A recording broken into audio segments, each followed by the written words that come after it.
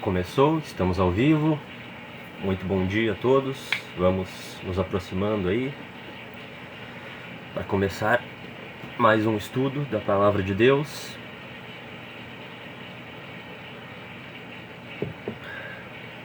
Esperando um sinal aí.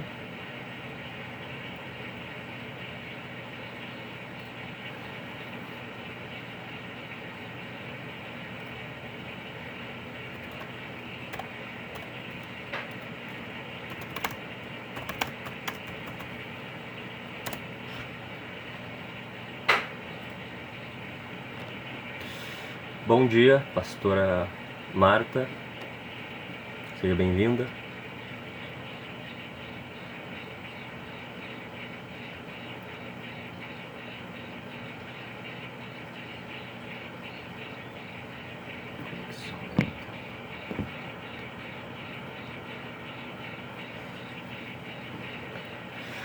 Bom, não posso demorar muito também para começar, porque fica gravado e para quem assiste a gravação depois fica chato, né? No começo a pessoa ficar esperando quem chegar ao vivo. Então vamos começando. No nosso último estudo, Cristo encarnado, fundamento da nossa fé e comunhão, nós meditamos um pouco sobre 1 João, capítulo 1, a partir do versículo 1 até o 4, o tema a encarnação de Cristo, né? Refletindo um pouco do que Paulo diz também lá em 1 Timóteo, capítulo 3, versículo 16. Sem dúvida, grande é o mistério da piedade. Qual é o mistério da piedade? Deus foi manifestado em carne, justificado no Espírito, visto pelos anjos, pregado entre os gentios, crido no mundo, recebido na glória. Então, a encarnação de Jesus é um mistério muito grande. Grande é o mistério da piedade. Toda a vida de Jesus, na verdade, é um mistério que resultou em salvação para nós, mas a encarnação de Jesus é o começo desse mistério e é um ponto central da fé cristã. Não tem como ser cristão sem crer na encarnação, na humanidade de Jesus. Porque se Jesus não foi homem, se Jesus não foi ser humano, se ele não foi um de nós, então ele não pôde ter sido nosso representante, então ele não assumiu a nossa culpa, então ele não tinha o nosso sangue, e se ele não teve o nosso sangue, ele não pagou nossos pecados, porque sem derramamento de sangue não existe perdão de pecados. Então é extremamente importante nós crermos na humanidade de Jesus, e nós vimos um pouco disso no nosso estudo passado. Alessandra, Josimar, bom dia. Bom dia. Então, só para recapitular um pouco do que foi visto no estudo passado, se você não assistiu, está nas nossas redes sociais, sugiro que você assista para ter contexto do livro de 1 João. E hoje vamos para a segunda parte do capítulo 1. Portanto, 1 João, capítulo 1, a partir do versículo 5. 1 João, capítulo 1, versículo 5. O tema do nosso estudo de hoje, nesse trecho, é 3 atitudes do verdadeiro cristão. 3 atitudes do verdadeiro cristão. 1 João, capítulo 1, a partir do versículo 5, assim diz a palavra de Deus. Esta é a mensagem que dele ouvimos e transmitimos a vocês.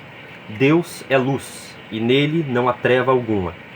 Se afirmamos que temos comunhão com ele, mas andamos nas trevas, mentimos e não praticamos a verdade. Se, porém, andarmos na luz, como ele está na luz, temos comunhão uns com os outros, e o sangue de Jesus, seu Filho, nos purifica de todo pecado.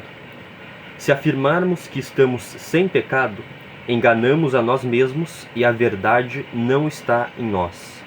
Se confessarmos os nossos pecados, ele é fiel e justo para perdoar os nossos pecados e nos purificar de toda injustiça. Se afirmarmos que não temos cometido pecado, fazemos de Deus mentiroso, e a sua palavra não está em nós. Vamos buscar Deus em oração? Senhor, nosso Deus, nosso Pai, aqui nós estamos perante a Tua Palavra, pedimos que o Senhor nos envie o Teu Espírito, abra nossa mente, abra nosso coração, nos ajuda a enxergar, Senhor, desvenda os nossos olhos para que nós possamos enxergar as maravilhas da Tua lei, da Tua instrução, que a Tua Palavra seja viva, poderosa e eficaz na nossa vida. Em nome de Jesus, amém. Eu vou começar nosso estudo aqui fazendo uma pergunta, mas é uma pergunta que você não tem que responder para mim. Essa é uma pergunta que você não tem que responder para mim, não tem que responder para o seu pastor, não tem que responder para ninguém. A pessoa mais importante para quem você tem que responder essa pergunta, na verdade, é para você mesmo.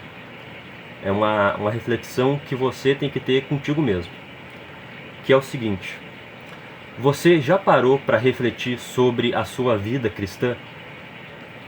Você já parou em algum momento para se questionar: será que isso que eu estou fazendo é certo? Será que isso que eu estou fazendo está de acordo com a minha fé? Será que isso que eu estou fazendo agrada a Deus? Será que eu estou fazendo as coisas do jeito certo? Será que eu estou sendo um bom cristão?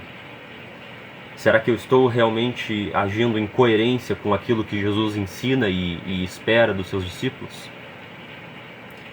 Se você nunca parou para refletir sobre isso, existe a possibilidade real de que você seja um falso cristão, de que você esteja enganando a si mesmo, né?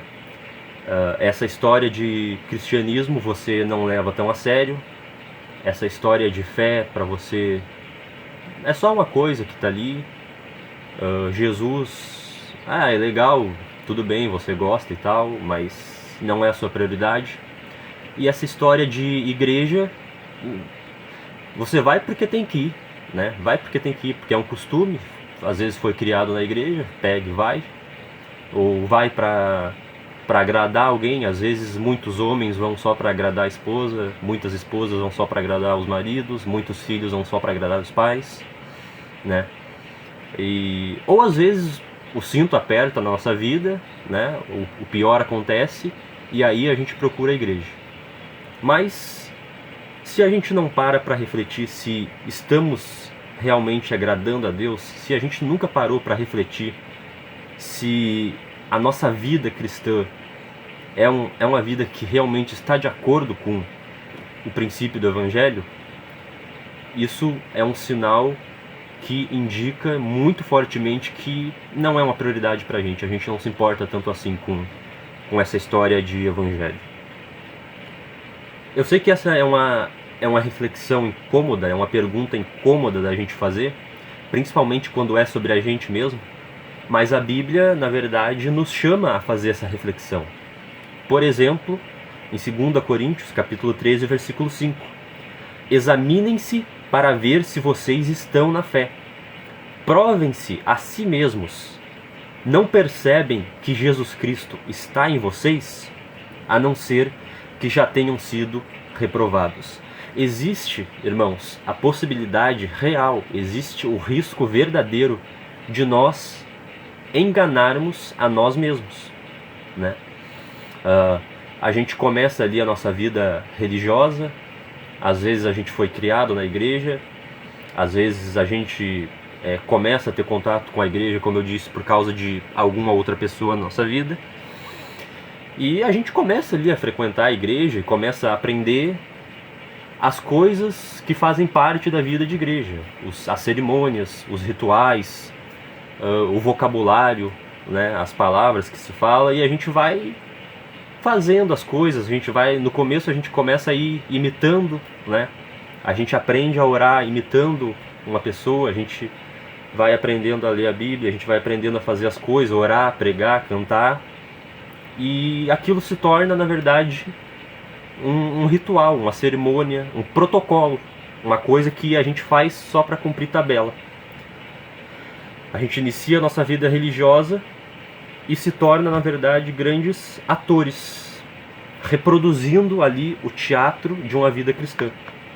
Mas se essas coisas estiverem apenas do lado de fora do nosso coração, se esses protocolos que fazem parte da vida cristã estiverem apenas do lado de fora do nosso coração e não do lado de dentro,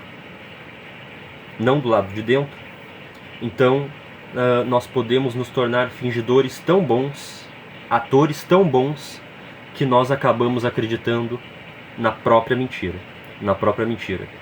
E daí a nossa vida religiosa se torna uma casca vazia, se torna uma aparência de piedade para os outros verem do lado de fora, mas sem conteúdo e sem verdade do lado de dentro.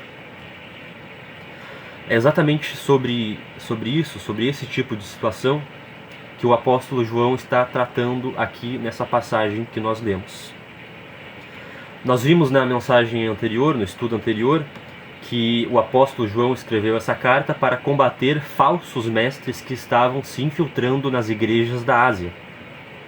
Esses falsos mestres eram pessoas de origem grega, origem gentílica, altamente influenciados pela filosofia grega, pela filosofia de Platão, que fazia uma separação muito grande entre a matéria, o corpo, a coisa física, e o mundo das ideias, as coisas invisíveis, imateriais, espirituais.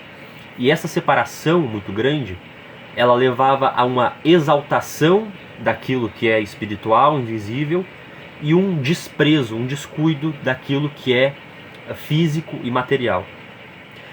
Os falsos mestres, então, eles cometiam 3 erros principais: o erro doutrinário, o erro moral e o erro social. João, o apóstolo João, então, com a sua autoridade apostólica, ele vai usar 3 argumentos para rebater esses erros. O primeiro argumento é a verdade, a doutrina correta, a doutrina verdadeira sobre quem Jesus é. O segundo argumento do apóstolo João é a santidade ou obediência, que é a conduta que o cristão deve ter para com Deus, a conduta diferente que o cristão deve ter nesse mundo, de obediência aos mandamentos e ao caráter de Deus. E o terceiro argumento do apóstolo João é o amor, que é a conduta que o cristão deve ter para com o seu próximo, para com seus irmãos, para com as pessoas que estão ao seu arredor, que é a conduta de amor, de cuidado, de realmente se importar com a vida das outras pessoas e buscar o bem-estar delas. Então, esses 3 argumentos, verdade, obediência e amor, eles resumem todo o livro de 1 João. Todo o livro de 1 João gira em torno dessas 3 palavras. E são 3 testes que o apóstolo João nos ensina aqui para nós testarmos a pureza do cristianismo. Tanto dos outros, aquilo que os outros nos ensinam, mas também da nossa própria vida enquanto cristãos. Na primeira parte do capítulo 1, na perícope do versículo 1 ao versículo 4, o apóstolo João ele começou com o primeiro teste, o teste da verdade, a verdade sobre quem Jesus é. Jesus é o Deus encarnado, o Deus que se fez homem para a nossa salvação. E aqui na segunda parte do capítulo 1, versículos 5 ao 10, o apóstolo João vai trazer então os outros 2 testes, o teste social e o teste moral, o teste da obediência e o teste do amor. No nosso estudo dessa manhã, portanto, nós vamos meditar em 3 atitudes de um verdadeiro cristão. Em primeiro lugar, a comunhão. O verdadeiro cristão, ele deve ter verdadeira comunhão com Deus. E essa comunhão com Deus, ela é feita e ela só pode ser feita andando de acordo com o caráter de Deus. Nós só temos verdadeira comunhão com Deus quando nós andamos de acordo com o caráter de Deus. E uma das maiores provas de que nós estamos andando de acordo com o caráter de Deus é quando nós temos comunhão com o nosso próximo, quando nós temos amor pelas pessoas que estão ao nosso redor. Em segundo lugar, a segunda atitude do verdadeiro cristão é a confissão. O verdadeiro cristão, ele não esconde os seus erros e não finge que nada acontece. Pelo contrário, ele reconhece, ele admite, ele confessa com o coração cheio de arrependimento. E em terceiro lugar, a confiança. O verdadeiro cristão, ele conhece o caráter amoroso e gracioso de Deus, a misericórdia de Deus, ele sabe que pode confiar no poder do sangue de Jesus para perdoar e purificar todos os seus pecados. Portanto, comunhão, confissão e confiança. Esse é o nosso roteiro aqui nesse estudo, nós não vamos sair disso. Que Deus nos abençoe. E começamos com a nossa primeira atitude, a comunhão. No versículo 5, tem a sua Bíblia aberta aí. No versículo 5, o apóstolo João diz: esta é a mensagem que dele ouvimos e transmitimos a vocês. Ele começa o versículo 5, o apóstolo João começa o versículo 5, reforçando a sua autoridade doutrinária.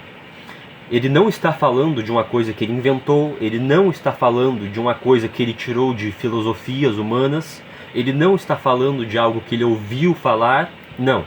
Ele está compartilhando, ele está transmitindo algo que ele recebeu do próprio Senhor Jesus em pessoa. E por isso ele tem propriedade para falar sobre o Evangelho e para corrigir esses erros doutrinários que os falsos mestres estavam cometendo. Porque ele transmite, um apóstolo é alguém que não inventa, um apóstolo é alguém que não tira das suas próprias ideias, um apóstolo é alguém que simplesmente transmite aquilo que aprendeu com o próprio Senhor Jesus. Os falsos mestres, eles ensinavam um monte de mentiras, um monte de invenções. É até engraçado, se você quiser saber um pouco do que eles ensinavam, do que essas pessoas ensinavam, você joga no Google aí, gnosticismo. Pesquisa aí quais eram as ideias, quais eram as práticas gnósticas. Eles acreditavam em espíritos chamados aions ou éons, me foge agora como é que é a pronúncia, mas eram espíritos, na visão deles, no entendimento deles, o mundo era cheio de espíritos, cheio desses aions, e para você ter comunhão com Deus, você precisava acessar um conhecimento secreto, um conhecimento que só eles tinham, e você ia ter comunhão com esses espíritos secretos. Você ia pulando de degrau em degrau, de éon em éon, até chegar a ter comunhão com Jesus, que é o éon supremo. Na ideia deles, na ideia desses falsos mestres, Jesus é o éon supremo, o aion supremo. E para você chegar a ter comunhão com Jesus, você precisava de um conhecimento secreto que só esses falsos mestres... É muito engraçado. Era esse tipo de loucura que eles ensinavam. E mais coisas ainda. E eles ensinavam essas coisas porque eles misturavam filosofia grega, paganismo grego, com a fé em Jesus. Então eles ensinavam um monte de loucuras aí. Só que o apóstolo João, ele vai então enfatizar a sua convivência pessoal com o Senhor Jesus. O apóstolo João, ele conviveu com Jesus, ele ouviu diretamente Jesus. E por isso ele tem propriedade, ele tem autoridade para desfazer todas essas mentiras, todas essas invenções, todas essas loucuras que os falsos mestres inventavam. Ele transmite a mensagem que aprendeu com o próprio Senhor. Isso nos ensina, irmãos, e aqui nós já temos um primeiro princípio que nós devemos sempre nos lembrar. Isso nos ensina que nenhuma doutrina deve ser recebida pela igreja se ela não nos for transmitida pelos apóstolos. A igreja cristã é uma igreja apostólica, é uma igreja que está fundamentada na doutrina, nos ensinos dos apóstolos de Jesus. Os 12 apóstolos que Jesus escolheu originalmente, né? Depois Judas, obviamente, foi substituído por Matias, e o apóstolo Paulo, um nascido fora de tempo. Então, esses 12 apóstolos e o apóstolo Paulo, eles são o fundamento doutrinário da igreja cristã. Jesus escolheu os apóstolos justamente para isso, para serem a nossa segurança doutrinária, para transmitirem a mensagem dele para nós. Por isso, nenhuma igreja, nenhuma doutrina, nenhum ensino, nada, nenhuma ideia deve ser crida pela igreja se ela não for transmitida pelos apóstolos. Se a gente não puder abrir a Bíblia e dizer assim, o apóstolo Paulo ensinou isso aqui, o apóstolo Pedro ensinou isso aqui, o apóstolo João ensinou isso aqui, não. Se não foi ensinado por um apóstolo de Jesus, então não é doutrina de Jesus. Tem até uma propaganda muito famosa, Hoje eu já não vejo mais tanto, mas até pouco tempo atrás circulava nas redes sociais e no YouTube também uma propaganda da Igreja dos Mormons, a Igreja dos Santos de Jesus Cristo dos Últimos Dias. E nessa propaganda eles diziam alguma coisa assim: ei, você conhece o livro dos Mormons? O livro de Mormon é o terceiro testamento de Jesus Cristo. É o terceiro testamento que Jesus, a terceira revelação de Jesus para nós. E com todo respeito, obviamente, isso aqui nós estamos no campo da liberdade religiosa, eles têm a liberdade religiosa deles, nós temos a nossa. No nosso entendimento, no entendimento cristão, é impossível ter um terceiro testamento de Jesus Cristo, porque o livro de Mormon, ele não foi escrito por um apóstolo, foi escrito séculos, 1000 anos depois, 1800 anos depois que os apóstolos já tinham morrido. Então, se não foi escrito por um apóstolo, não é doutrina de Jesus.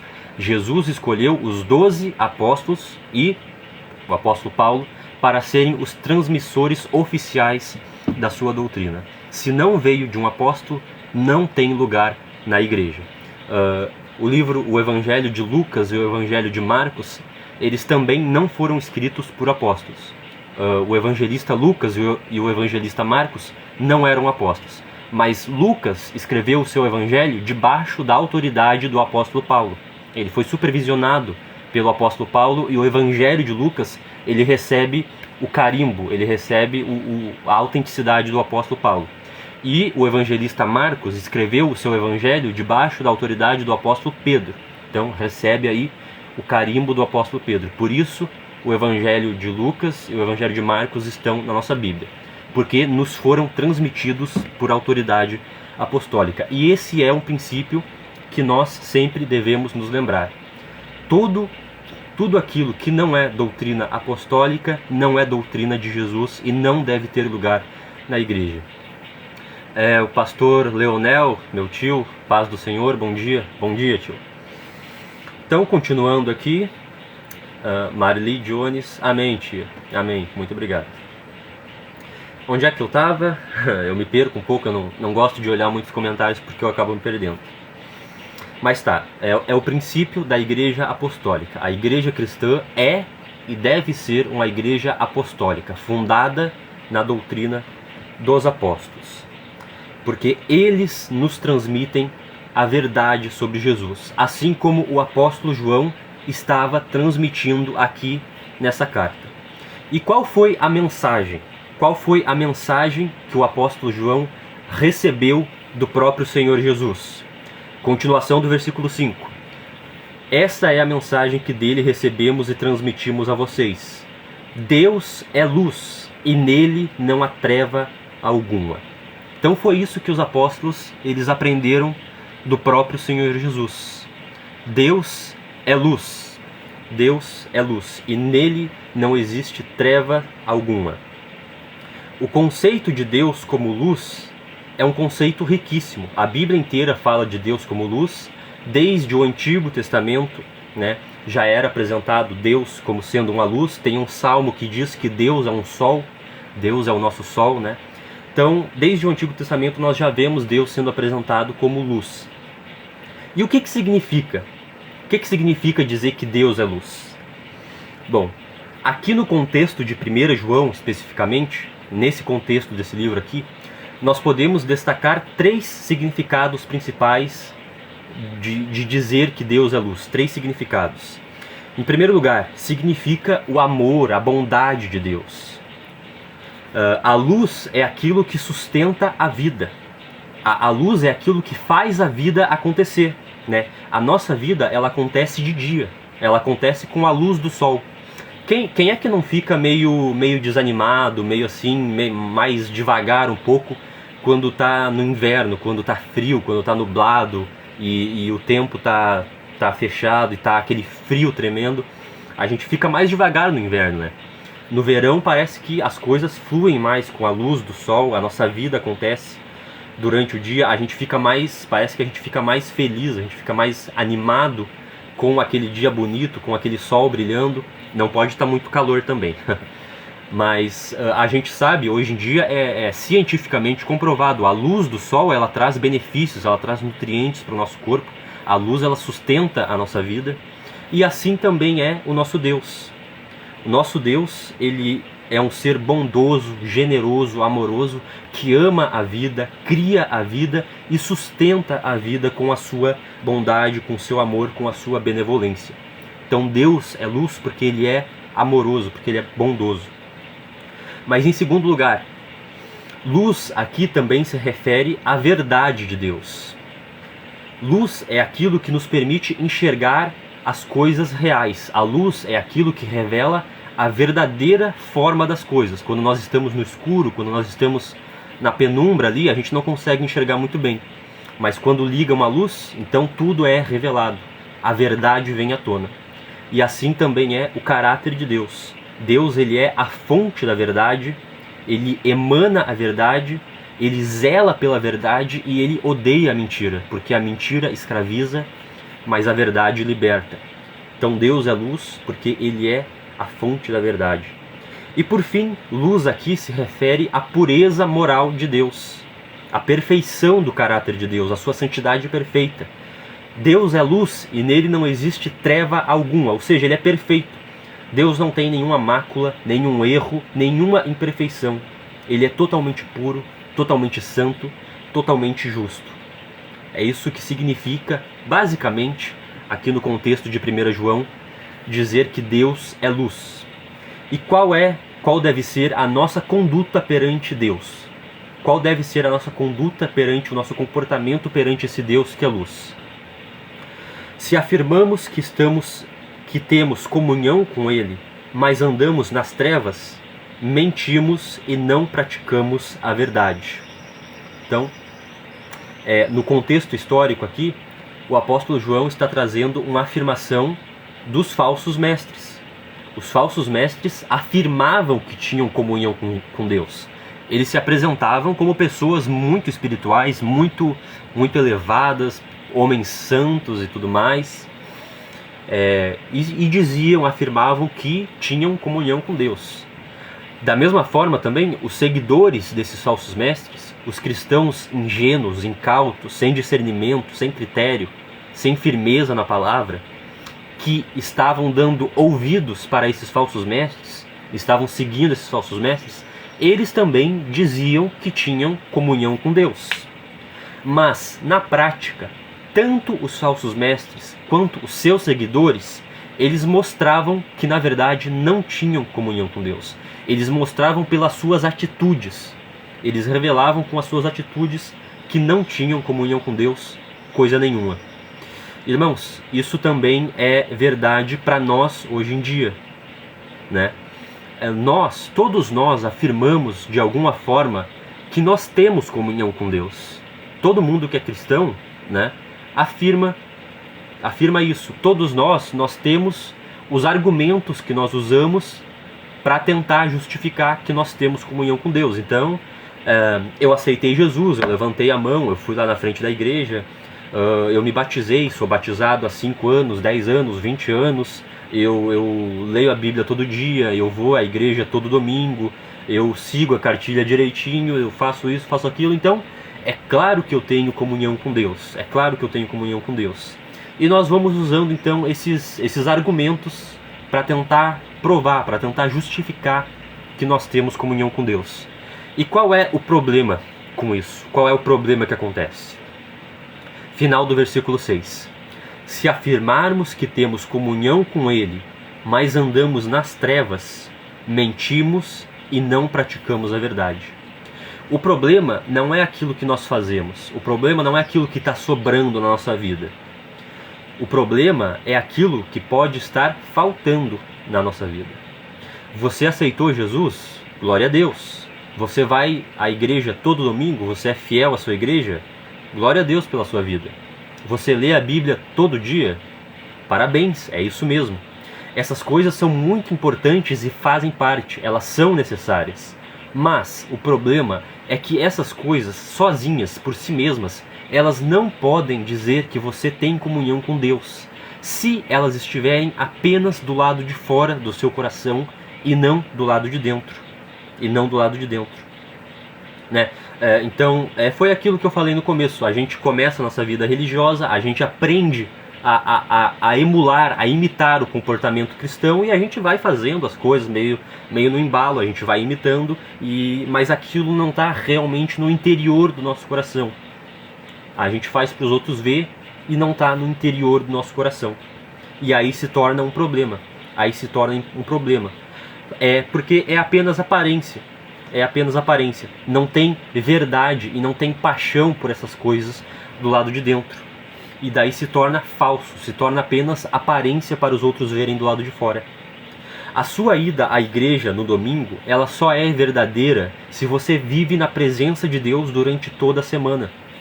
A mão que você levanta e o louvor que você canta na igreja só são verdadeiros se você louva a Deus no seu íntimo, no coração. A oração que a gente faz na igreja, ela só é verdadeira se a gente ora no nosso íntimo, na intimidade do nosso cotidiano, quando ninguém vê, na porta fechada. A leitura bíblica que a gente faz na igreja, ela só é verdadeira se a gente tem comunhão diária com a palavra de Deus no nosso dia a dia, na nossa rotina cotidiana, quando ninguém está vendo, quando é só a intimidade do nosso coração. O cumprimento que você faz para o seu irmão na igreja só é verdadeiro se você tem realmente amor por esse irmão do lado de dentro do seu coração. Os protocolos, as cerimônias, os rituais externos, eles são importantes e necessários, mas eles só são verdadeiros se também são feitos e principalmente do lado de dentro, na intimidade do coração. Sem isso, a nossa vida religiosa não passa de um grande teatro, e nós somos apenas atores, praticando a mentira e fingindo ser algo que nós não somos. E qual é o critério, então, se esses argumentos sozinhos, né? Ir à igreja, ser batizado, ler a Bíblia, enfim, tudo aquilo que se faz na vida cristã, se esses argumentos sozinhos, eles não são o suficiente para dizer que nós temos comunhão com Deus, então qual é o critério? Qual é o critério que o Espírito Santo nos dá, por meio do apóstolo João, para nós testarmos se nós realmente temos comunhão com Deus? Versículo 7. Se, porém, andamos na luz, como Ele está na luz, temos comunhão uns com os outros. Temos comunhão uns com os outros. Nós precisamos olhar para a nossa própria vida com sinceridade e perceber se nós estamos andando na luz. Deus é luz, então andar na luz significa andar de acordo com o caráter de Deus, ter uma conduta e uma vida que seja coerente com o caráter dele. Deus é amoroso, é benevolente, portanto nós também devemos ter uma vida marcada com a preocupação e a dedicação ao bem-estar do próximo, o amor ao próximo, fazer o bem ao próximo. Deus é a fonte da verdade, Ele ama a verdade e odeia a mentira. Portanto, nós também devemos ter uma vida e uma conduta marcada pela verdade, sem aparências, sem mentira. Deus é puro, santo e justo. Portanto, nós também devemos ter uma vida marcada pela retidão e pela justiça. Nosso comportamento deve prezar pela pureza de coração. Isso é andar na luz. Isso é andar na luz. É ter uma vida coerente com o caráter de Deus. É isso que vai dizer se nós realmente temos comunhão com Deus. Não é apenas aparência do lado de fora, mas é verdade do lado de dentro. É andar na presença de Deus, na intimidade do nosso coração. E por fim, para nós concluirmos esse ponto aqui, o apóstolo João vai destacar duas evidências, duas coisas que acontecem na nossa vida quando nós estamos realmente andando na luz. O que acontece na nossa vida que prova, que mostra que nós realmente estamos andando na luz, assim como Deus é luz? Em primeiro lugar, a comunhão com Deus gera comunhão uns com os outros. Essa é a segunda vez que o apóstolo João menciona a questão da comunhão. No versículo 2, ele já havia dito que o propósito da proclamação do Evangelho é gerar comunhão. A pregação do Evangelho, ela tem o objetivo, o propósito de gerar comunhão, de gerar parceria, de gerar fraternidade, de gerar unidade. E aqui, no versículo 7, mais uma vez, ele traz a questão da comunhão. Isso é muito importante porque um dos maiores erros que os falsos mestres cometiam era na questão do amor ao próximo. Os falsos mestres, eles não cuidavam dos seus irmãos, deixavam passar fome, passar frio, deixavam todo tipo de judiação acontecer, não tinham amor ao próximo. João, então, enfatiza a realidade da comunhão cristã como uma marca indispensável da verdadeira comunhão com Deus. Você não pode dizer, presta atenção, você não pode dizer que tem comunhão com Deus se você não tiver comunhão com os seus irmãos. Não pode. Não pode. Você não pode dizer que tem comunhão com o corpo, com os filhos de Deus. Perdão, você não pode ter comunhão com Deus se você não tiver comunhão com os filhos de Deus, que é o corpo de Cristo, que é a igreja. Aqui, mais uma vez, nós vemos a importância da igreja. O erro das pessoas que menosprezam e desprezam a igreja. O erro das pessoas que não entendem a importância e a necessidade da igreja, da congregação, da comunhão uns com os outros. Você não pode dizer que tem comunhão com Deus, biblicamente falando. Você não pode dizer que tem comunhão com Deus se não tiver comunhão com os filhos de Deus, com o corpo de Cristo, com a Santa Igreja. Mas não é apenas comunhão eclesiástica. João não está falando apenas de comunhão eclesiástica aqui, embora isso faça parte também. Mas ele está falando aqui também da comunhão pessoal. Ou seja, de certa forma, da amizade, da convivência pessoal que nós devemos ter com os nossos irmãos também fora dos muros da igreja, no dia a dia, no cotidiano, na vida cotidiana. E no final do versículo 7, João diz ainda que outra evidência, então essa é a primeira marca. Como é que eu sei que eu tenho comunhão com Deus? Andando na luz, andando de acordo com o caráter de Deus. O que acontece na minha vida que mostra que eu estou andando na luz? Quando eu tenho comunhão com os meus irmãos. Essa é a primeira evidência. A segunda evidência que mostra que eu estou andando na luz é quando o sangue de Jesus nos purifica de todo o pecado. Eu vou comentar isso no nosso terceiro ponto.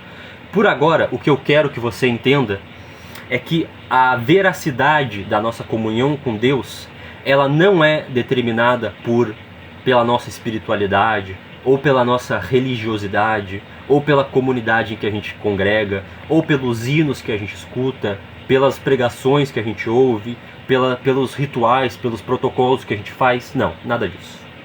A veracidade da nossa comunhão com Deus é determinada, o que realmente determina, o que realmente diz que nós temos comunhão com Deus, é andar na luz, como Ele é luz. Ou seja, ter uma conduta e uma vida que realmente reflete o caráter de Deus. Uma vida pautada pela bondade, pela verdade e pela pureza. E uma das maiores evidências, uma das maiores provas de que nós realmente estamos andando de acordo com o caráter de Deus é quando nós temos comunhão com os filhos de Deus, quando nós temos comunhão uns com os outros, comunhão com os nossos irmãos, dedicação, amor, cuidado, relacionamento com os nossos irmãos. Essa é a primeira atitude que marca um verdadeiro e uma verdadeira cristã. Amém? Prosseguindo no texto, a segunda atitude que separa um cristão verdadeiro de um falso é a confissão. Confissão, ou seja, o reconhecimento dos erros, dos pecados, das falhas, a admissão das imperfeições. O cristão verdadeiro, ele não esconde os seus erros e não finge que nada aconteceu. Pelo contrário, ele reconhece, ele admite, ele confessa com o coração cheio de arrependimento. No versículo 8, João diz: se afirmarmos que estamos sem pecado, enganamos a nós mesmos e a verdade não está em nós.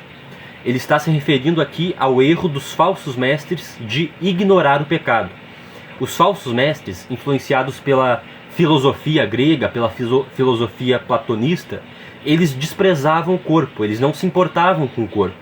O que importa é a alma, os pensamentos, o espírito, mas o corpo, a carne, isso já é maligno mesmo. Então, na verdade, você não está fazendo nada de errado se você fizer alguma coisa com o seu corpo, ou com o corpo do próximo. Deus não se importa com o corpo, o negócio de Deus é com a alma. Então, você pode fazer o que você quiser com o seu corpo e não existe pecado. Você não vai estar incorrendo em nenhum pecado. Isso é o que os falsos mestres ensinavam. Irmãos, eu nem preciso falar, o quão longe esse pensamento está da palavra de Deus. A palavra de Deus nos ensina de forma muito clara que Deus exige sim santidade, a santidade do nosso corpo. Os falsos mestres ensinavam que o corpo é a prisão da alma, mas a palavra de Deus ensina que o nosso corpo é templo do Espírito Santo. O nosso corpo é a imagem e a semelhança de Deus.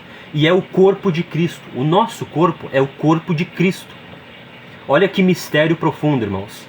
Quando o apóstolo Paulo ele perseguia e matava cristãos, quando o apóstolo Paulo ele judiava dos cristãos, ele fazia mal ao corpo dos cristãos, o próprio Senhor Jesus ele apareceu para o apóstolo Paulo na estrada de Damasco e disse: Saulo, Saulo, por que me persegues? A perseguição que o apóstolo Paulo fazia aos cristãos era uma perseguição ao próprio Senhor Jesus em pessoa. Aquilo que o apóstolo Paulo fazia contra o corpo dos cristãos era como se o próprio Senhor Jesus sentisse no seu próprio corpo.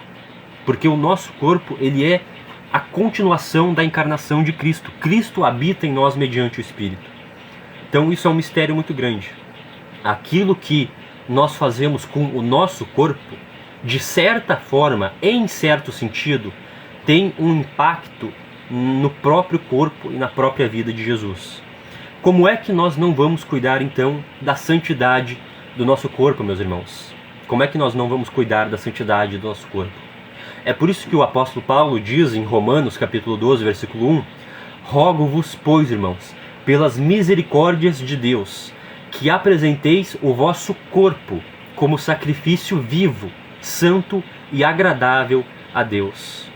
Então, Deus ele exige sim santidade em todas as áreas da nossa vida, todas as áreas, inclusive no nosso corpo. Portanto, os falsos mestres estavam errados, eles eram mentirosos. Deus proíbe sim o pecado e exige a santidade.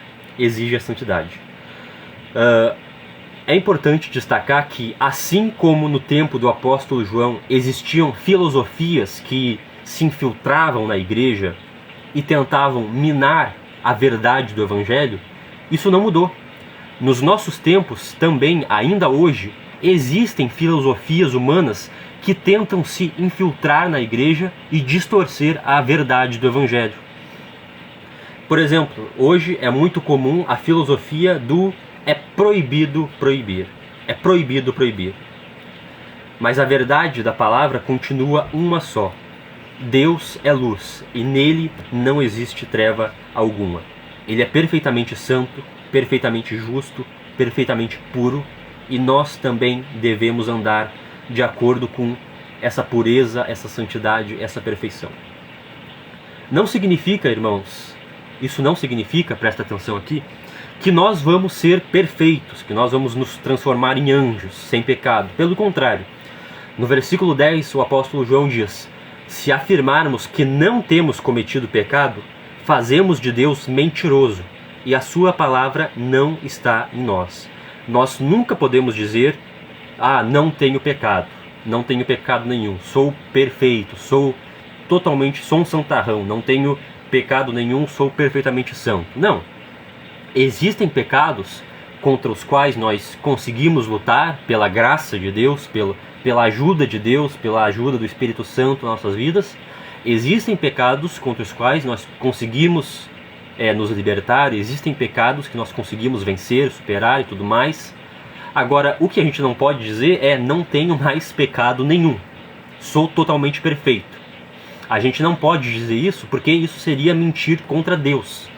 Isso seria fazer de Deus mentiroso. Porque é o próprio Deus que nos diz na sua palavra, o próprio Deus nos diz na sua palavra que nós sempre podemos e sempre devemos melhorar. Sempre existe na nossa vida algum pecado, alguma falha, alguma imperfeição que nós devemos trabalhar. Deus não exige perfeição. O que Ele quer é que a gente tente, que a gente lute. A vida cristã é uma vida de luta e de batalha contra o pecado. É a guerra da carne contra o espírito. E nessa batalha existem erros e acertos, existem tropeços e recomeços. Isso é importante também. Se por um lado existem pessoas que não se importam com a realidade da santidade, existem pessoas que não se importam em pecar, o pecado não afeta a consciência delas, por outro lado também existem os santarrões. A pessoa que para ela tudo é pecado, ela vê problema em tudo e na cabeça dela ela é perfeita, é o segundo Jesus na face da terra, é Deus no céu e ele na terra. Então, o homem ele não se acha pecador, ele se acha santo porque ele não usa regata, não usa bermuda, até no mar ele entra de terno e gravata e então ele se acha muito santo por causa disso. Ou então no caso das mulheres, a irmãzinha ela jura que não tem pecado, ela jura que é uma santa porque não usa pintura, não usa calça, não corta o cabelo, esse tipo de coisa, e se acha muito melhor do que aquelas que fazem. Essas pessoas elas se acham mais santas que Deus, elas se acham mais santas que Deus, porque elas proíbem coisas que Deus nunca proibiu. Na palavra de Deus, de Gênesis a Apocalipse, de capa a capa, você vai encontrar pessoas aí proibindo coisas que Deus, na verdade, nunca proibiu. Isso é tentar se achar mais santo que Deus, o que é um crime muito grave, obviamente, é um pecado muito grave. A gente não pode querer ser mais santo que Deus. Só Deus determina o que é santidade e Ele determinou na sua palavra. Ele determinou na sua palavra. Portanto, nós nunca vamos poder dizer estou sem pecado. Nós nunca vamos poder dizer, não nesse mundo, não nesse mundo, não nessa vida. Nós só vamos ser totalmente purificados do pecado quando Jesus voltar. Os mortos em Cristo vão ressuscitar com corpos gloriosos, com corpos sem pecado, com corpos incorruptíveis. E nós que estivermos vivos, o nosso corpo pecaminoso ele vai ser transformado na imagem e semelhança do corpo de Cristo. Um corpo totalmente puro, totalmente sem pecado. É só aí que nós vamos ficar totalmente sem pecado. Mas até lá é luta, até lá é batalha, até lá é guerra contra o pecado. E nós vamos ter as nossas vitórias, pela graça de Deus, não porque nós somos melhores, não porque nós temos a força sozinhos de lutar contra o pecado, não, mas pela ajuda de Deus, pela graça de Deus, nós vamos poder dizer, me libertei da pornografia, me libertei do cigarro, me libertei da bebida, me libertei do adultério, me libertei... Enfim, nós vamos ter as nossas vitórias pela graça de Deus. Mas nós nunca vamos alcançar a santidade perfeita. Porque o próprio Deus, nessa vida, porque o próprio Deus nos avisa e nos ensina que nós sempre temos por onde melhorar. Nós sempre temos por onde melhorar. Existem cristãos, eu conheço, cristãos muito maduros, pessoas que já estão em um processo muito avançado da santificação. Pessoas que você olha para a vida daquela pessoa e aquela pessoa tem um testemunho perfeito, praticamente assim. Você olha para aquela pessoa e você não encontra uma vírgula para dizer da vida daquela pessoa. Mas mesmo essas pessoas que já são mais maduras, que já estão em um estágio mais avançado da sua santificação, mesmo essas pessoas, elas reconhecem que ainda não são perfeitas e que ainda tem por onde melhorar. O próprio apóstolo Paulo, não vamos muito longe, o próprio apóstolo Paulo, que sofreu tudo pelo nome de Cristo, ele diz, ainda não alcancei, ainda não cheguei lá, ainda não sou perfeito, mas prossigo para o alvo, prossigo para o prêmio da soberana vocação de Deus em Cristo Jesus. Então, esse é o processo da santificação. Não vamos ser totalmente perfeitos, mas vamos ter as nossas vitórias as nossas libertações contra o pecado. E como nós fazemos isso? Como nós vencemos o pecado? Isso é muito importante. Como nós vencemos pela graça de Deus? De que maneira nós vencemos o pecado? O primeiro passo para nós melhorarmos, o primeiro passo, a primeira atitude que o cristão deve ter perante os seus pecados, perante as suas falhas, para vencer, para entrar no processo de santificação, de vitória contra o pecado, é a confissão, meus irmãos. É a confissão. Está lá no versículo 9. Se confessarmos os nossos pecados, Ele é fiel e justo para perdoar os nossos pecados e nos purificar de toda injustiça. Portanto, o primeiro passo é confessar, ou seja, reconhecer, admitir. Não é esconder o erro, esconder a falha, ou tentar justificar, né? Não, é reconhecer, admitir. É admitir para si mesmo: errei, pequei contra Deus. Essa é a diferença entre o cristão falso e o verdadeiro. A diferença entre o cristão falso e o verdadeiro não é o erro, não é a falha, não é o pecado. Porque todos pecam, todos erram, todos falham. A diferença é aquilo que se faz depois do erro. O cristão falso, ele não se importa, não dá bola, ele varre para debaixo do tapete, ele esconde, ele continua vivendo como se nada tivesse acontecido. Mas o cristão verdadeiro, o seu coração dói, ele sente dor por ter errado, ele sente dor por ter ofendido a Deus, e ele não consegue guardar aquilo, ele não consegue esconder aquilo, ele confessa, ele admite. É muito parecido com o que o rei Davi fez no Salmo 51. O Salmo 51, ele talvez seja um dos maiores exemplos na Bíblia de coração com dor, de coração ferido e de consciência afetada pelo pecado. O Salmo 51, ele diz o seguinte: tem misericórdia de mim, ó Deus, por teu amor, pela tua grande compaixão apaga as minhas transgressões. Lava-me de toda a minha culpa e purifica-me do meu pecado, pois eu mesmo reconheço as minhas transgressões, e o meu pecado sempre me persegue. Contra ti, só contra ti pequei, e fiz o que tu reprovas, de modo que justa é a tua sentença, e tens razão em me condenar. Sei que sou pecador desde que nasci. Desde que minha mãe me concebeu, eu já tinha pecado. Sei que desejas a verdade no íntimo, no lado de dentro do coração. E no coração me ensinas a sabedoria. Purifica-me com isopo e ficarei limpo. Lava-me e mais branco do que a neve serei. Faz-me ouvir o júbilo e a alegria, e os ossos que esmagaste exultarão. Esconde o rosto dos meus pecados e apaga todas as minhas iniquidades. Cria em mim um coração puro, ó Deus, e renova dentro de mim um espírito firme, um espírito que anda firmemente na tua presença. Isso é um cristão verdadeiro, meus irmãos. É isso que um cristão verdadeiro faz. O rei Davi, séculos, milênios antes de Jesus nascer, o rei Davi já era um cristão muito melhor, muito mais verdadeiro do que muitos cristãos hoje em dia que têm acesso a toda a palavra, que têm acesso a tudo aquilo que Jesus ensinou. O rei Davi, ele não conheceu Jesus, ele não ouviu tudo aquilo que Jesus ensinou, ele não teve o privilégio de ter uma palavra, uma Bíblia assim, perfeitinha para ler, para aprender. O rei Davi não teve isso. E mesmo assim, ele foi um cristão muito mais sincero e muito mais verdadeiro do que muitos hoje que se dizem cristãos.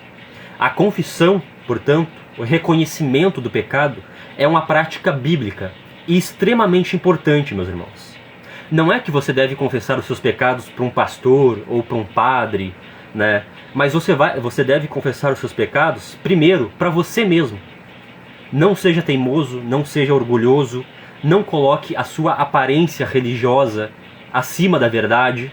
O que vão pensar de mim? Não, nada disso. Não seja duro de coração, não invente desculpas, não tente justificar. Não, eu errei, eu pequei, mas e barará, barará. Desculpas não colam com Deus. Desculpas não colam com Deus. Então, reconheça, admita para si mesmo. Em segundo lugar, confesse os seus pecados para Deus. Busque Deus em oração. Mostre para Deus que você reconhece o seu erro. Mostre para Deus que o seu coração dói com a sua falha, assim como fez o rei Davi aqui no Salmo 51. E, em terceiro lugar, confesse o seu pecado para a igreja. Para a igreja. Porque a igreja é o corpo de Cristo. E Cristo deu as chaves da disciplina para a igreja. As chaves da disciplina e da absolvição do pecado. Jesus disse, a quem perdoar os seus pecados estarão perdoados. Então, confesse para a igreja, para você buscar a restauração. A restauração. Claro, você deve confessar para um irmão da igreja, alguém que você confie. Alguém que você confie. Alguém, obviamente, que não vai fazer intriga, alguém que não vai terminar de te destruir, né? Você tem que confessar, pode ser para o seu pastor, ou pode ser para alguém da liderança, ou pode ser qualquer irmão que você confie, desde que seja alguém que tenha sabedoria e maturidade para te acolher, para não te julgar, para não terminar de te destruir. Não. Você vai confessar o seu pecado à igreja, e a Bíblia ensina a nós confessarmos os nossos pecados à igreja, para nós termos acolhimento, não julgamento, para nós termos restauração, não destruição. Então você procura alguém que seja maduro, alguém que você confie, alguém que vai ter sabedoria e conhecimento para te falar sobre o perdão de Deus e para te orientar de novo nos caminhos de Deus, para te orientar no caminho da restauração. Isso é muito importante, essa orientação da igreja é muito importante.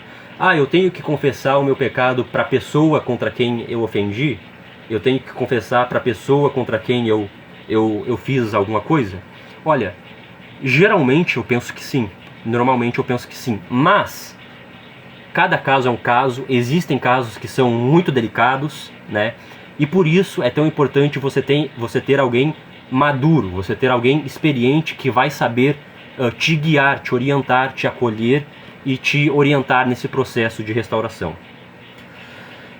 As igrejas evangélicas, portanto, elas cometeram um erro muito grande, ao se esquecer dessa disciplina espiritual, desse meio de graça.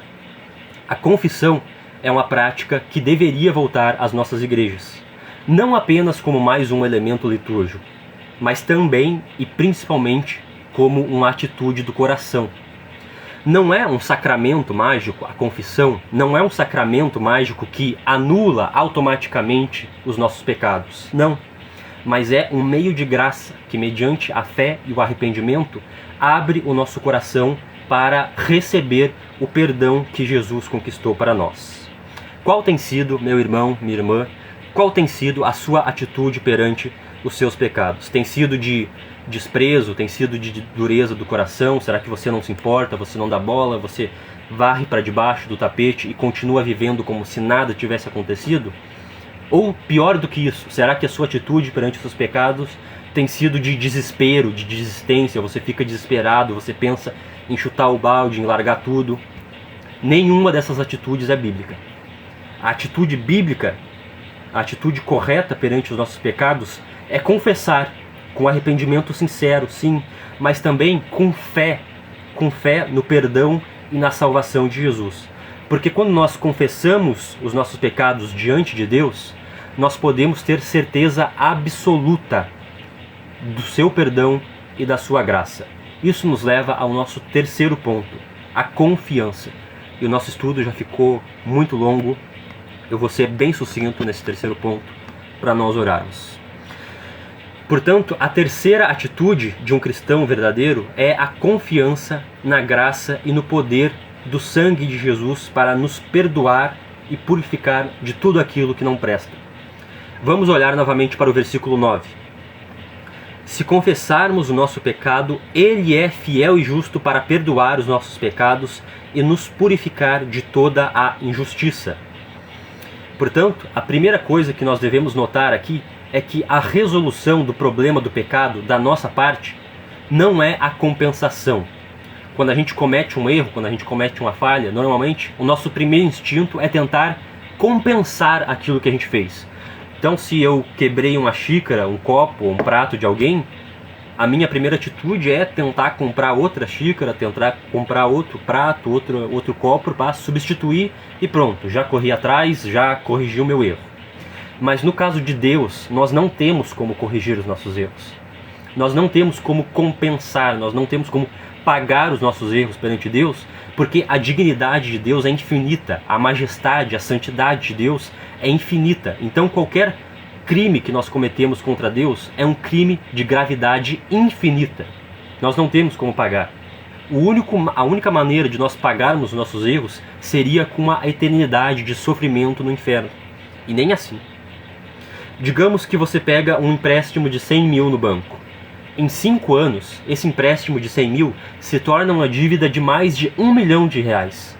Você não tem como compensar essa dívida, você não tem como pagar aquilo que você deve. Você se torna um refém do banco. Você se torna um refém do banco.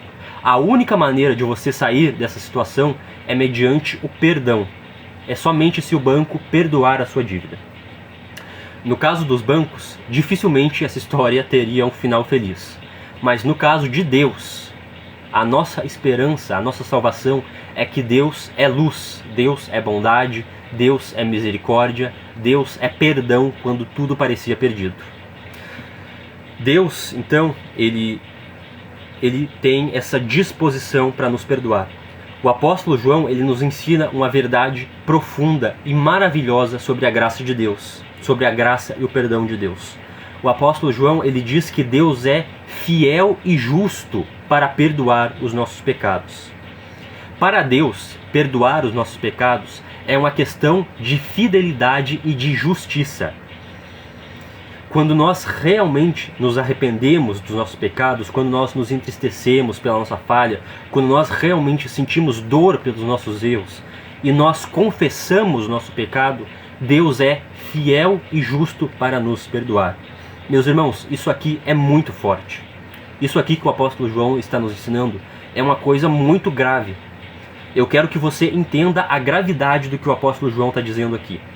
A implicação do que João está ensinando aqui é que Deus seria infiel e injusto se ele não perdoasse os nossos pecados quando nós realmente nos arrependemos. É uma coisa muito grave. Eu vou repetir porque eu quero que você se lembre disso. Deus seria infiel e injusto se ele não perdoasse os nossos pecados quando nós verdadeiramente nos arrependemos. É uma coisa muito, muito profunda, muito preciosa. E por quê? Por que é assim uma questão de fidelidade e de justiça da parte de Deus perdoar o nosso pecado? Por que o perdão de Deus é tão garantido? É uma certeza tão grande? É porque o Senhor Jesus, ele já pagou os nossos pecados. Os nossos pecados, eles já foram pagos. É por isso que o versículo 7 diz que o sangue de Jesus, ele nos purifica de todo pecado. O sangue de Jesus, quando Jesus derramou seu sangue puro, seu sangue inocente, ele pagou totalmente os nossos pecados. Não sobrou nada, ele pagou tudo. Na cruz, Jesus disse tetelestai, está consumado, está feito, está pago. Tudo aquilo que era necessário para a salvação do meu povo, eu fiz pelo meu sangue, pelo derramamento do meu sangue. Paulo diz que ele rasgou o escrito de dívida que constava contra nós e encravou na cruz. Isaías 53 diz que o castigo que nos traz a paz estava sobre ele, e pelas suas pisaduras nós fomos sarados. Ele pagou os nossos pecados, ele pagou pelo seu sangue inocente, ele pagou totalmente os nossos pecados. É por isso, meus irmãos, é por isso que Deus, ele não pode cobrar 2 vezes o mesmo pecado. Seria uma trapaça, seria uma injustiça com o Senhor Jesus.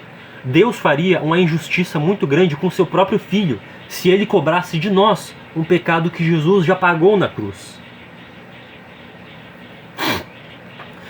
Mas é por isso que nós podemos confiar e ter certeza do perdão de Deus. Porque Jesus pagou e Deus é fiel. Ele não cobra 2 vezes um pecado que Jesus já pagou.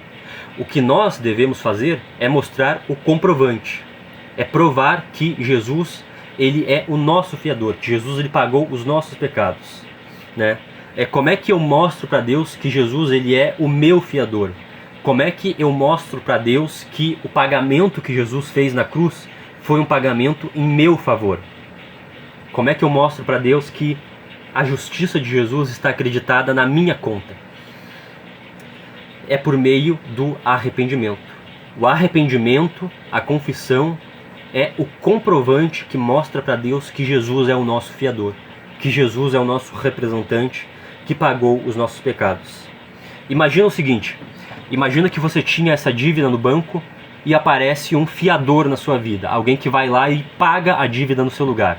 A pessoa vai lá, paga e traz o comprovante para você, entrega o comprovante na sua mão.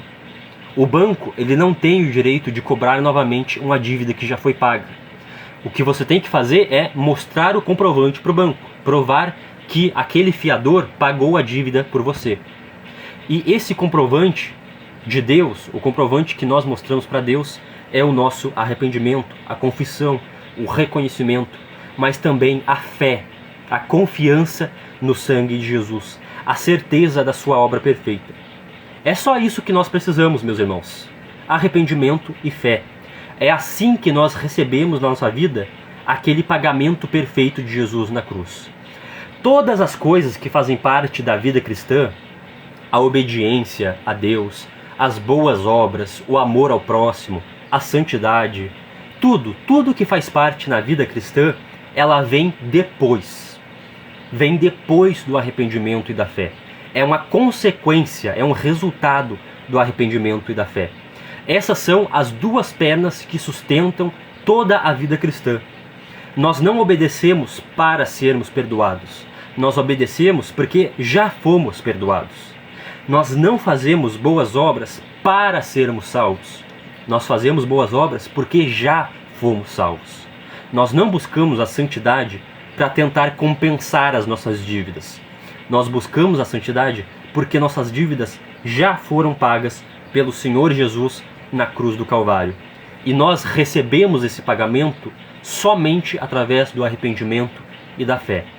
A vida cristã, ela começa, se sustenta e se renova todos os dias com o arrependimento e com a fé, com a confissão dos nossos pecados e a fé no perdão de Jesus.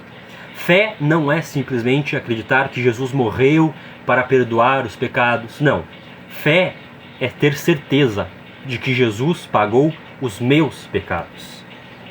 A fé é quase que pegar com a mão e aplicar na sua vida. É isso que a fé faz. A fé recebe Jesus e todos os seus benefícios. A relação entre a fé e a santidade, portanto, é uma relação de causa e efeito, é uma relação de fruto e raiz. A fé é a causa e a santidade é o efeito. Porque não é só o perdão, não é só o perdão que existe. O apóstolo João, ele diz no final do versículo 9, que o sangue de Jesus, ele nos perdoa, mas ele também nos purifica. Onde existe perdão, também existe purificação. A graça de Deus é uma graça completa, é uma graça que faz todo o trabalho. Não é uma graça que apenas perdoa e deixa as coisas como estão. Não. É uma graça completa que perdoa, mas que também transforma, que também renova, que gera purificação, que gera novidade de vida. A novidade de vida não é uma condição prévia da graça de Deus, mas é um resultado, é um fruto da graça na nossa vida. Onde existe graça, onde existe perdão, também existe mudança, também existe transformação, também existe renovo. Não é possível, meus irmãos, não é possível que uma pessoa diga que tem fé em Jesus, que uma pessoa diga que tem comunhão com Deus, mas continue vivendo a mesma velha vida, continue vivendo nos mesmos velhos pecados. Não. Onde existe graça, onde existe perdão, existe também renovação, existe novidade de vida. Portanto, essa é a terceira atitude do verdadeiro cristão. A confiança, a fé, a certeza total de que nós podemos confiar plenamente no perdão e na graça de Deus, que nos perdoa e que também nos purifica de toda injustiça. Amém? ficou longo, eu peço perdão, no próximo estudo não vai ficar tão longo assim, eu garanto isso. E vamos orar para que Deus aplique no nosso coração essas verdades. Oremos. Senhor, nosso Deus, nosso Pai, nós agradecemos pela Tua palavra, pelo Teu Evangelho, pela palavra da salvação, porque a Tua palavra, o Teu Evangelho é o poder para a salvação de todo aquele que crê, de todo aquele que tem certeza, de todo aquele que compreende o poder da obra de Jesus para a salvação de todo aquele que crê. E nós cremos nesse perdão, Pai. Nós cremos nessa salvação, tão grande perdão, por meio do sangue puro, sangue precioso, que pagou perfeitamente, Senhor, as nossas dívidas e que nos dá certeza do Teu perdão, nos dá certeza da Tua graça. Esquadrinha o nosso coração, Senhor, vê se há em nós um caminho que não Te agrada, nos ajuda a reconhecer as nossas falhas, nos ajuda a reconhecer aquilo em que nós podemos melhorar, Senhor, para ter uma vida mais agradável a Ti. Não para conquistar, não para merecer, mas em gratidão por aquilo que já foi conquistado por Jesus na cruz do Calvário. Nos ajuda, Pai, a ter uma vida coerente contigo. Nós queremos viver de acordo com o Teu caráter. Envia o Teu Espírito, nos capacita, nos fortalece, nos ajuda a andar de acordo com a Tua lei, a fazer o que Te é agradável nesse mundo. Em o nome de Jesus. Amém. Amém. Lembrando a todos, hoje à noite, às 18 horas, nós temos o nosso culto a Deus, nosso culto ao Senhor. Se você pode, se você está aqui em Palmares ou região, venha adorar a Deus conosco, venha agradecer por esse perdão, por essa salvação, venha buscar a graça para a santificação. Então, fico por aqui e até o nosso próximo estudo. Paz.